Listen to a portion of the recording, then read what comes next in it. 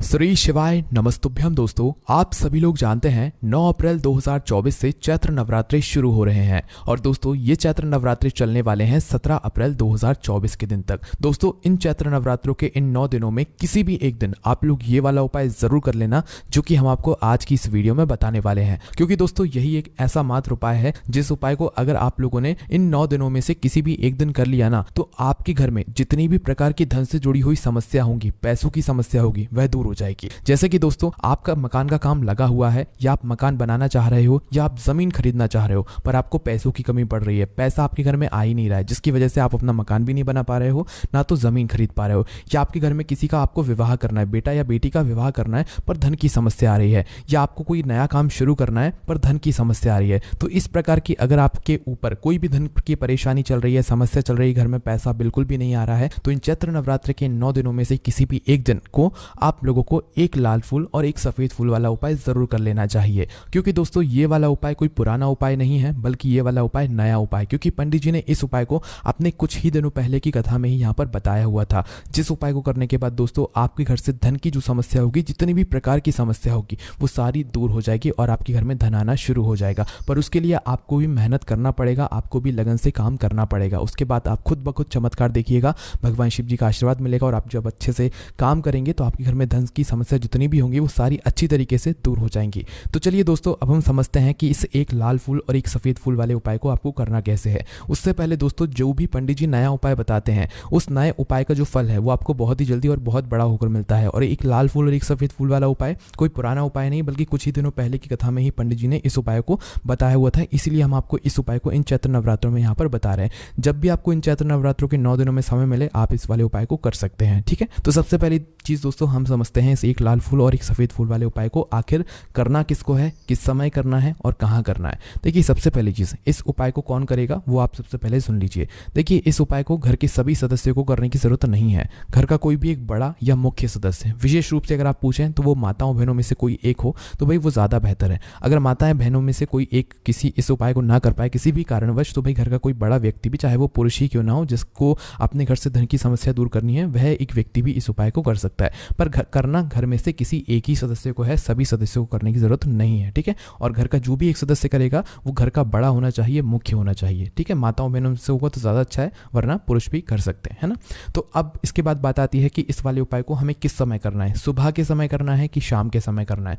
देखो, चैत्र नवरात्र में सुबह का समय और शाम का समय बहुत ही ज्यादा शुभ होता है, और इन चैत्र नवरात्रों में जो भी व्यक्ति इन चैत्र नवरात्रों के 9 दिन में व्रत रखते हैं उसका भी उन्हें बहुत ही विशेष फल मिलता है। तो आप इस उपाय को व्रत रखते हुए भी कर सकते हैं, और अगर व्रत नहीं रख रहे हैं 9 दिनों में तो भी कर सकते हैं, कोई दिक्कत वाली बात नहीं है। ठीक है, तो अब दोस्तों बात करते हैं करने का समय क्या है। तो देखिए, इस उपाय को सुबह भी आप लोग कर सकते हो, शाम के समय भी, प्रदोष काल में भी कर सकते हो, कोई दिक्कत वाली बात नहीं है। ऐसा विशेष कुछ भी नहीं है कि सुबह ही करोगे तो ही अच्छा फल मिलेगा, शाम को ही करोगे तो भी अच्छा फल मिलेगा। सुबह करोगे तो भी मतलब अच्छा फल मिलेगा, और शाम के समय प्रदोष काल में करोगे तो भी अच्छा फल मिलेगा। सुबह के समय जितना जल्दी उपाय को करोगे उतना ज़्यादा अच्छा होगा, बाकी 10, 11, 12 बजे तक भी उपाय करोगे, उपाय को आपको फल जरूर मिलेगा। शाम के समय प्रदोष काल की बात करें तो 6 बजे से लेकर 7 बजे के बीच में उपाय करोगे तो ज़्यादा अच्छा होगा, बाकी 7:30 या रात 8 बजे तक भी अगर आप लोग उपाय कर लोगे तो भी कोई दिक्कत वाली बात नहीं है, आपको उपाय का फल जरूर मिलेगा। तो चलिए दोस्तों, ये बात तो आप लोगों को समझ आ गई होगी कि इस उपाय को हमें किस समय करना है। अब हम जानते हैं कि इस उपाय को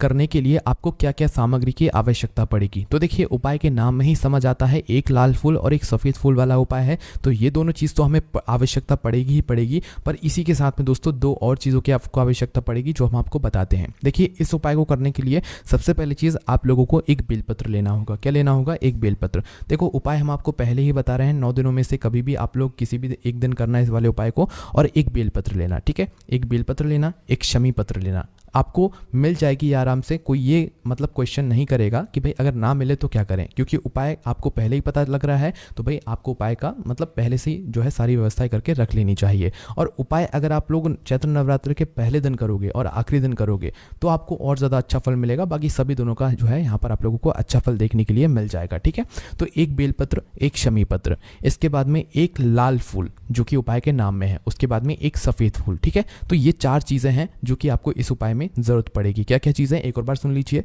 एक बेलपत्र, एक शमी पत्र, एक लाल फूल और एक सफ़ेद फूल। ठीक है, इन चारों की व्यवस्था आप लोगों को इस उपाय को करने के लिए करनी होगी, चाहे सुबह के समय कर रहे हो चाहे शाम के समय कर रहे हो, पर आप लोगों को ये चीज़ें ज़रूर चाहिए ही चाहिए पड़ेंगी। देखिए, बेलपत्र और शमी पत्र तो आप लोग जानते हैं, पर आप लोगों को कन्फ्यूज़न होगी तो लाल फूल और सफ़ेद फूल में होगी कि जो लाल फूल हम लोग लेंगे वो लाल फूल हम कौन सा लेंगे। देखिए, शिव जी पर चढ़ने वाला कोई भी एक लाल फूल आप लोग चुन लेना। जैसे कि उदाहरण के लिए हम गुलाब का फूल ले सकते हैं, गुलाब का फूल शिव जी पर चढ़ता है, या गुलाब के फूल के अलावा जो भी ऐसे लाल फूल हैं जो शिव जी पर चढ़ते हों, भाई उन लाल फूलों में से कोई भी एक लाल फूल आप लोग ले सकते हो उपाय को करने के लिए।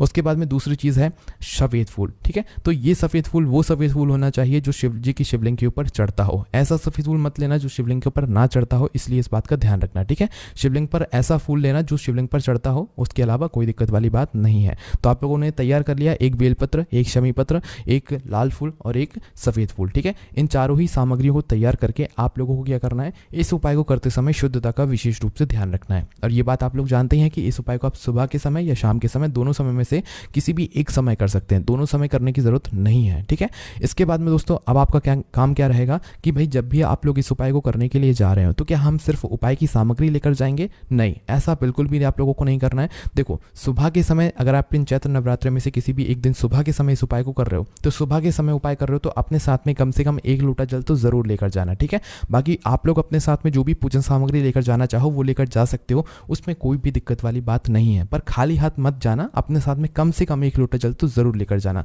जो सिर्फ उपाय को करने के लिए जा रहे हैं। बाकी जो लोग प्रतिदिन शिव जी के मंदिर जा रहे हैं या नवरात्रि में मंदिर जा रहे हैं तो उनके लिए कोई अलग से बात नहीं है, वो अपनी वैसी की वैसी पूजन सामग्री लेकर जाएं, 1 लोटा जल जो भी लेकर जाते हैं वो लेकर जाएं। ठीक है, बस इस उपाय को जो आपको करना है वो पूजन अर्चना करने के बाद ही करना है, जाते से ही उपाय करना शुरू नहीं कर देना है। ठीक है, तो ये तो बात हो गई सुबह के समय की। अब बात करते हैं शाम के समय की, प्रदोष काल की। तो देखिए, प्रदोष काल में जो शाम का समय होगा उस समय तो आप जल लेकर नहीं जा सकते, तो उस समय आप लोग मात्र एक घी का दीपक लेकर जाओगे। कौन सा घी का दीपक लेकर जाओगे? एक गोल बत्ती का, जो गोल बत्ती आपने अपने हाथ से बनाई हुई हो, जिसके अंदर शुद्ध देसी गाय का घी डला हुआ हो। ठीक है, और वो जो दीपक होगा वो आटे का भी आप लोग ले सकते हो, कोई दिक्कत वाली बात नहीं है। मिट्टी का लोगे तो नया लेना पड़ेगा, इससे अच्छी बात यही है कि आप लोग आटे का दीपक यहाँ पर ले लो, है ना। तो एक गोल बत्ती का आटे का दीपक तैयार आप लोग कर लेना। उसके बाद में दोस्तों यही जो आटे का दीपक है, इस आटे के दीपक को आप लोग तैयार करके कहाँ पर पहुंच जाना, अपने घर के पास में जो भी शिव मंदिर हो वहां पर, जहां पर शिवालय हो, जहां पर शिवलिंग विराजित हो। ठीक है, तो इस दीपक को और अपने साथ में जो भी आपकी उपाय की सामग्री है वो आपको अपने साथ में लेकर पहुंच जाना है। शाम के समय उपाय कर रहे हो तो ज़्यादातर आप लोगों को मात्र एक दीपक ही लेकर जाना है, इससे ज़्यादा आप लोगों को कुछ अलग से लेकर जाने की ज़रूरत नहीं है। ठीक है, तो आप लोग जब भी उपाय की करने की पूरी तैयारी कर लो तो भाई आप अपनी पूजन की सामग्री और उपाय की जो 4 सामग्री हैं ये आप अपने साथ में रखकर भगवान शिव जी के मंदिर निकल जाओ। ठीक है, जैसे ही आप भगवान शिव जी के मंदिर पहुंचते हो तो जाते से ही आप लोगों को उपाय शुरू नहीं करना है, पहले जाकर आप लोगों को पूजन अर्चना करना है। जैसे कि 1 लोटा जल लेकर आए हो तो शिव जी पर 1 लोटा जल चढ़ा दो,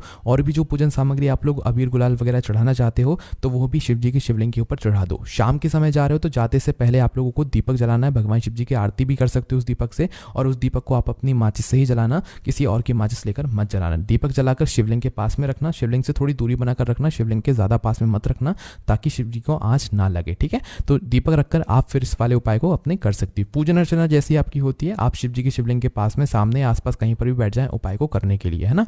इस उपाय को शुरू करने से पहले आप शिवलिंग के ऊपर एक स्थान को देख लीजिए जो कि है माता अशोक सुंदरी जी का स्थान, क्योंकि ये वाला उपाय उसी जगह पर होगा, उसी स्थान पर होगा, है ना। तो जिन लोगों को पता नहीं है उन लोगों को हम बता देते हैं, बाकी ज़्यादातर लोगों को तो पता ही होगा, है ना। तो देखिए, शिवलिंग होती है, शिवलिंग की एक जलाधारी होती है। जलाधारी मतलब वो जलाधारी जो कि जिसके ऊपर शिवलिंग रखा हुआ था, माता जगदम्बा जी का जो हस्तकमल होता है ना जलाधारी, वो जलाधारी होती है ना, जिसके ऊपर शिवलिंग रखा हुआ होता है। उसके बाद में दोस्तों जब आप शिव जी पर जल चढ़ाते हो तो जो वो जल बहता हुआ जलाधारी से होता हुआ जलाधारी से नीचे गिर जाता है। तो जलाधारी का वो बीचों बीच का भाग, जहाँ से मतलब आप लोग देखते हो कि जलाधारी का बिल्कुल बीचों बीच का एक भाग होता है, वो माता अशोक सुंदरी जी का स्थान होता है।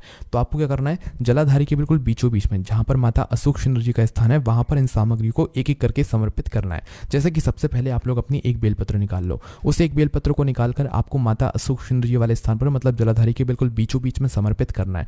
डंडी का मुख जलाधारी की तरफ होगा जहाँ से जल बहता है और जल नीचे गिरता है। ठीक है, और बीच वाली बड़ी पत्ती का मुख शिवलिंग की तरफ हो जाएगा। इस प्रकार से आपको इस बेलपत्र को शिवलिंग की मतलब जलाधारी के ऊपर बीचों बीच में समर्पित करना है माता अशोक सुंदरी जी वाले स्थान पर। दूसरी चीज, आप लोगों को अपना शमी पत्र उठा लेना है। शमी पत्र को भी आपको इसी बेलपत्र के ऊपर माता अशोक सुंदरी जी वाले स्थान पर समर्पित करना है। पत्तियों का भाग शिवलिंग की तरफ ही होगा और डंडी का भाग जिस तरह से आपने बेलपत्र की डंडी पीछे की तरफ करी है, जलाधारी की तरफ जहाँ से जल बहता है नीचे गिरता है, उसी तरफ जो है आप लोगों को इस शमी पत्र की डंडी भी भी आपको करके समर्पित कर देना है। उसके बाद में जो तीसरी चीज़ निकल कर आती है वो आती है एक लाल फूल।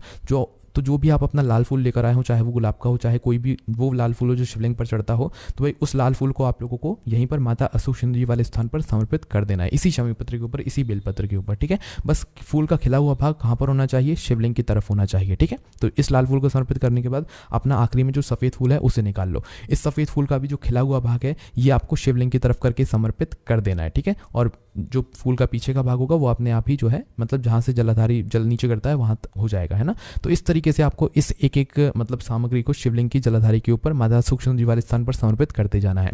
जैसे ही आप लोग मतलब आखिरी में एक लाल या एक सफ़ेद फूल समर्पित कर देते हो, समर्पित करने के बाद आपको वहीं पर भगवान से हाथ जोड़कर विनती करना है अपने घर में धन प्राप्ति के लिए, या आपके घर में धन से जुड़ी हुई जो भी समस्या चल रही है, या आपका कोई काम है जो कि धन की वजह से रुका हुआ है, जैसे कि घर का काम हो गया, या ज़मीन खरीदने का काम हो गया, या बेटा बेटी का विवाह हो गया, आपको पैसों की समस्या आ रही है उस काम को शुरू करने में, तो भाई आपको अपना वह काम भगवान से निवेदन करके बोलना है। उसके बाद में आपको भगवान का 2 मिनट बैठकर जाप भी करना है, श्री शिवाय नमस्तुभ्यं का जाप करना है। जैसे ही आपका जाप होता है उसके बाद में वापस से भगवान से विनती करना, उनको धो देना, उनसे प्रार्थना करना और वहां से उठ जाना और भगवान से प्रार्थना करके आप लोग अपने घर पर वापस जाना। आपका ये उपाय यहाँ पर पूरा हो जाता है। देखिए दोस्तों, इस उपाय को करने के बाद ना धीरे धीरे करके आपको खुद पता लग जाएगा कि हाँ, हमने इस दिन इस उपाय को किया था और हमें इस दिन तक इस उपाय को करने का फल यहाँ पर धीरे धीरे करके मिल रहा है। पर उपाय को जब भी करो ना मन में विश्वास रख के करना, वरना आप सिर्फ ऐसा सोच के करोगे कि नहीं हमें ये पैसा मिलेगा या वो चीज़ मिलेगी, तो कभी भी लालच के साथ उपाय नहीं करना है। मन में विश्वास के साथ आप लोगों को उपाय करना है कि हमारे भोले बाबा हैं, हमारे भोले बाबा हमें बिना मांगे सब कुछ देंगे। ठीक है, तो ऐसा भाव रखते हुए आप लोगों को इस वाले उपाय को करना है और उसके बाद में आप खुद देखना आपका काम कितनी जल्दी होता है और धन की और पैसों की समस्या कितनी जल्दी दूर हो जाती है। और चैत्र नवरात्र के दिन है तो इससे अच्छी और बड़ी बात क्या हो सकती है। चैत्र नवरात्र का बहुत ही बड़ा और विशेष महत्व होता है। चैत्र नवरात्र के पूरे 9 दिनों का बहुत ही बड़ा महत्व होता है। बाकी दोस्तों, इस एक लाल फूल और एक सफेद फूल उपाय को करने में अगर आपको कोई भी दिक्कत समस्या परेशानी आती है तो उसे आप हमसे कमेंट करके पूछ सकते हैं। ओम नमः शिवाय, जय भोले बाबा, श्री शिवाय नमस्तुभ्यम।